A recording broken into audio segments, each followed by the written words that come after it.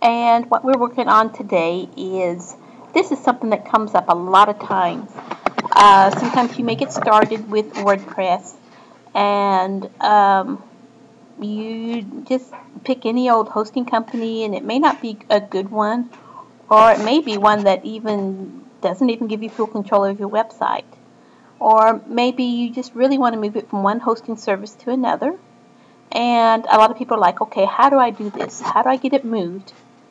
And part of the thing is your site is up and it's running and you got traffic coming to it. And you want to get WordPress set up on another host without having any interruption of your website that's up and running currently. You want it to be a very smoothest transfer for your customers. You know, it's one thing if you're starting a WordPress site up on a new host and nobody's coming to it yet and it has no traffic. But if you've got one that's been up and running, you got traffic going, you don't really want to have downtime. And so we're going to go ahead and walk you through this. This may be part of a series of posts. There's different ways that I move WordPress from one site to another, kind of depending on what's already there and what the needs are.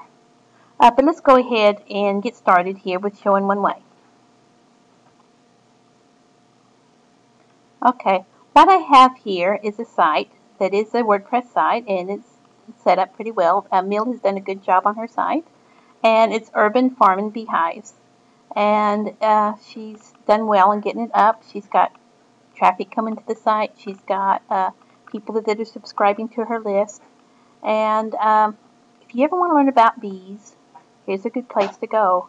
Even if you're just getting started and you don't know what things are called, you can go to her glossary. But you can also go in and learn a lot on her posts, and she also recommends some books that you can use to get started.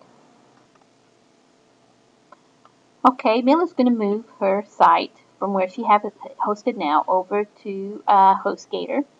And this is her HostGator cPanel login. And in the welcome email, it gave the link to click on to go to her cPanel and the username and password. And I'm going to go ahead and pause it while I go ahead and log in there. Now, one thing to keep in mind here on her site here is that you have a domain name, and hers is urbanfarmandbeehives.com.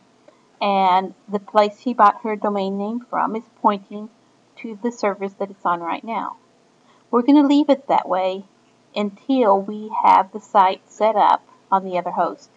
And then we're going to move it so it's pointing over to here. And we're going to go ahead and get started. Usually when you set up an account with a hosting service, you give them the name of the domain, and that you want to make sure the domain that you're installing your new WordPress site on is here. So here it is. This is the same domain that we're going to use. Now it's not pointing over here yet, but we're going to set it up on this spot, and so that it will show up. If you're adding a new site, you already have a hosting service and you're adding it, then you want to add the domain that you are going to install this onto your account. And if you have questions on how to do things with your hosting service, they have a nice little chat, live support, and they can help you and walk you through things. And they're open 7 days a week.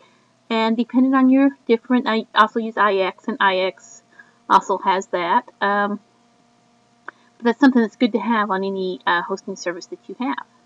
Okay, we're going to scroll on down here, and we are going to see where it says Fantastico. And as I said, this is one way to install WordPress. You've got several different ways that you can do that. I'm going to go ahead and click on WordPress. And we're going to click on New Installation.